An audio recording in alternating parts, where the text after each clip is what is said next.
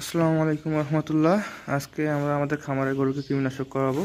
কৃমিনাশক নিয়ে আসা হয়েছে এবং এই কৃমিনাশক ট্যাবলেট বা বোলাস প্রতি দৈহিক 75 কেজি ওজনের জন্য একটি করে বোলাস, এবং এই ওষুধের গায়ে অবশ্যই এই ওষুধের ব্যবহার বিধি দেওয়া থাকে যে আপনার কতটুকু ওজনের জন্য কয়টি ট্যাবলেট দেওয়া দরকার সেটা দিয়ে থাকে। এটা অবশ্যই ফলো করবেন। ফলো করে গরুকে সম্পূর্ণ ডোজটা দিবেন, মানে বেশিও দিবেন না, কমও দিবেন না। বেশি দিলে দেখা যাবে গরু পাতলা পায়খানা হবে, সমস্যা হবে। যদি একটু ডোজ কম দেন তাহলে কিন্তু সঠিকভাবে কাজ করবে না।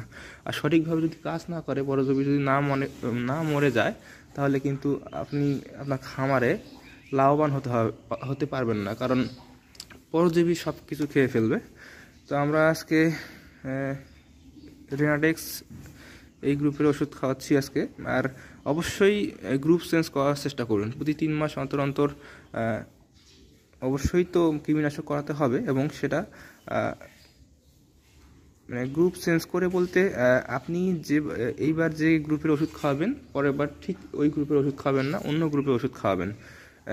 এই গ্রুপটা চেঞ্জ করলে একটু ভালো হয়। তো চেষ্টা করবেন যে গ্রুপ চেঞ্জ করে ওষুধ খাওয়ানোর, এবং অবশ্যই ফুল ডোজ মেনটেন করবেন, এবং প্রতি 3 মাস অন্তর অন্তর অবশ্যই কৃমিনাশক করবেন। কৃমিনাশক যদি সঠিক সময় না করেন তাহলে কিন্তু পরজীবী সব কিছু খেয়ে ফেলবে, মানে আপনি লাভবান হতে পারবেন না। দেখা যাচ্ছে যে আপনি গরুকে খাওয়াচ্ছেন ঠিক, কিন্তু গরু সেই পরিমাণে বৃদ্ধি হচ্ছে না। তো অবশ্যই আপনাকে সঠিক সময়ে সঠিক ডোজ মেনটেন করতে হবে, নাহলে কিন্তু আপনি লাভবান হতে পারবেন না।